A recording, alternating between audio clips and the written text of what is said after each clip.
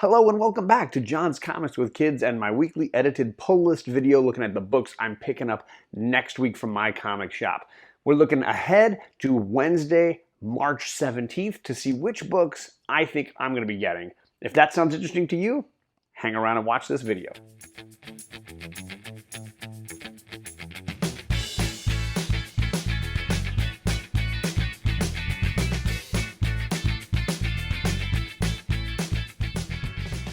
My pull list has been shrinking down and I'm very happy about that, but it does mean that I might need to be changing what I'm doing for this edited video. So look for some evolution to this show. I still will continue to drop edited videos every single Thursday as part of Tag Team Thursday, but it might sort of evolve to sort of suit the evolution in my collecting.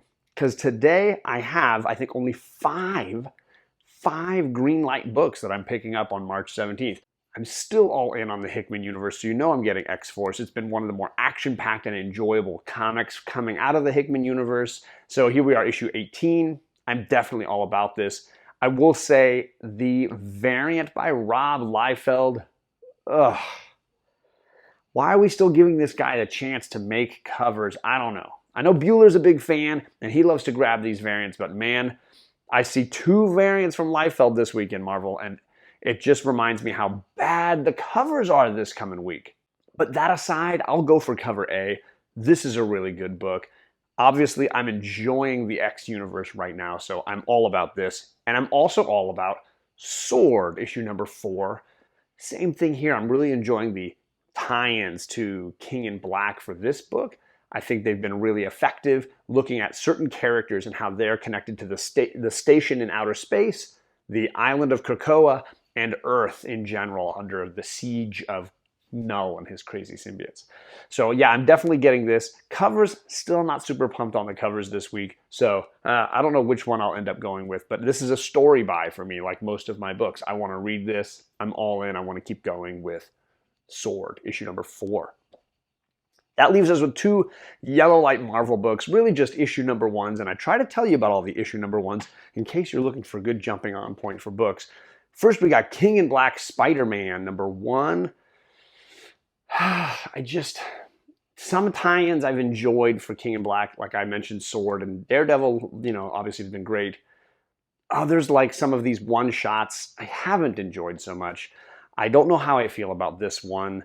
Obviously, Spider-Man is a huge part of the symbiote world, so I know some amazing Spider-Man fans will be all about this. I just think I'm going to probably end up passing. This feels like just a throw-in book, an afterthought. And I don't necessarily think Peter Parker is a big part of this story. So I'm going to skip this book. Also, it's got a Liefeld cover, and I'm skipping the Liefeld cover too because that's just not necessary, and nobody wants that at all. We'll get rid of that, though. Instead, let's take a look at the Del Auto cover, which is gorgeous. And if you're an online retailer buyer, if you like those online variants, yeah, that's a pretty gorgeous variant. So you might want to look for that one. Beautiful, beautiful cover. The last Yellow Light book I've got over at Marvel is called Black Knight. He's getting his own story again. This one's called Curse of the Ebony Sword, Ebony Blade. I'm not a big Black Knight fan, but he had a little one-shot here in King in Black. So I guess he's getting his own storyline. I'm not interested in the character, so I'm probably going to pass on this. Yet again, the evil variant zombies attack again, because we got headshot variant again, and I don't like these headshot variants. But it's Marvel. There's a ton of variants for this. And if you're a King in Black fan, maybe you want to see what happens to the Black Knight after that story. If you're a Black Knight Avengers fan, maybe you want to see what he does now. For me, I think I'm probably going to be passing on this. So, hey, if it's for you, there you go. There's another cool book you might want to check out. And that's it at Marvel. 2 green light, 2 yellow lights. Let's check out DC, where I have a green light this week. Yeah, that's right. I'm getting Nightwing issue 78. Mostly I'm getting this because of my buddy JP Budget Collecting, and he's a huge Nightwing fan. I like Dick Grayson a lot too. I think he's a great character. But I haven't read Nightwing in a really long time. I'm also not a big Tom Taylor fan. So I don't know what I'm going to take from this. He's written some stuff I liked, some stuff I didn't. I'm not a Deceased fan, but this is definitely not like Deceased. This is going to be an ongoing story, so I feel like I want to give this a shot and just kind of see what's going to happen here. See if they can hook me with a really good first issue and a new run, I guess. So yeah, I'm going to try out Nightwing issue 78 for a jumping on point. Those of you that are Nightwing fans or curious about Nightwing might also be a good jumping on point for you to give it a shot. I'm always looking for stuff like this at DC, hoping to find something I really love. The other book that is at DC gets a yellow light for me is Superman Red and Blue. So it looks like another one of those, let's stick a couple of colors and do an anthology book kind of thing, like Wolverine's doing Black, White, and Blood, Batman Black and White. So here we got Superman Red and Blue. I want to say there's 4 stories in here. I'm not super interested in the talent behind it, and they really turned me off with some of these covers. We got Bermejo. Wow, that's ugly. That is an ugly, ugly cover. I don't know how you make Superman so, I don't know, grotesque. Don't like this cover, but it's still not as bad as the Amon variant.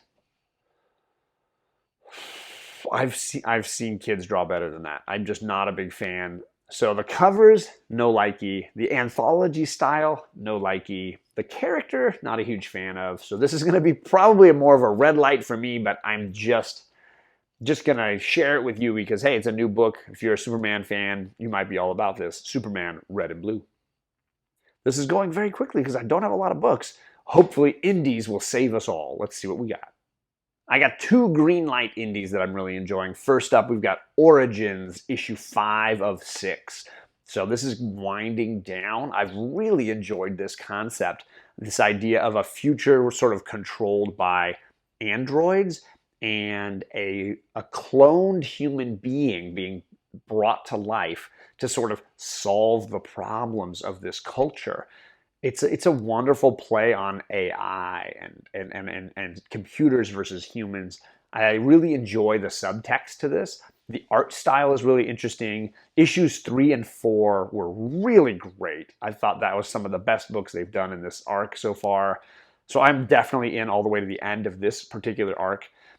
These 6 issues are going to be something kind of fun, and Boom Studios has been doing really great stuff. So yeah, this is definitely a green light pickup. If you haven't heard of Origins, maybe check your shop because there are only 5 issues in, so they might have a handful of the back issues for you already.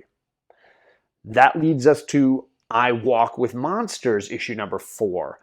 This is from Vault, and it's been one of the best books I've read from Vault. I like the concept of this young girl and this sort of monster guy, and the two of them hunting down killers, basically. She's hunting for the person who did her wrong, and she has a fractured memory of what happened to her, so she's trying to piece it together, and he's trying to just be her sword, basically, slicing down anybody who gets in their way. Very creepy, kind of offbeat horror kind of thing that I think really is different and didn't remind me of anything else. So I enjoyed the first 3 issues, and now they're already on issue 4. So yeah, I'm getting I Walk with Monsters. Yeah, just really, really cool. Very different, and definitely got that sort of creepy killer, serial killer kind of vibe thing going. So that leaves us with one yellow light book to discuss this week. The book is called The Bequest, and it's sort of a science fiction fantasy book. The writer is Tim Seeley. The artist is Freddie Williams. This book has a fantasy story that sort of interconnects with modern city living life. And there's characters who are coming to our world to retrieve important artifacts to solve problems in their fantasy world. So it's a fun mix of several different kind of things. But it's an issue number 1 from Aftershock, and I've been really enjoying a lot of what Aftershock's been doing lately. So I want to give this a shot. I love fantasy stories as well, so this kind of plays into 2 categories I really enjoy. Might end up being something that we discuss at the end of the month on Book Club with White Whale Comics. So if you're looking for a fun new indie, you like fantasy stuff, this might be something to check out. The Bequest, issue 1 from Aftershock. And that is it. My pull list has shrunk way down to a manageable level. 5 green lights, couple of yellow lights, but definitely some stuff I'm looking forward to reading. As always, let me know what you're picking up. I love hearing the different ideas of things that maybe I should add to the pull list going forward. As I said, this is part of Tag Team Thursday. Rod the Rican is at 6:30. I'm at 6:45, and Old Wolf's at 7 Eastern. From there, you can jump on to Comic Chop News with Dan. Maybe we got Brandon from ComixKings back again, and we usually finish with our man, the closer, KnowGood Comics. The links are all down below. You can jump from live stream to live stream and hang out as we premiere videos and go live.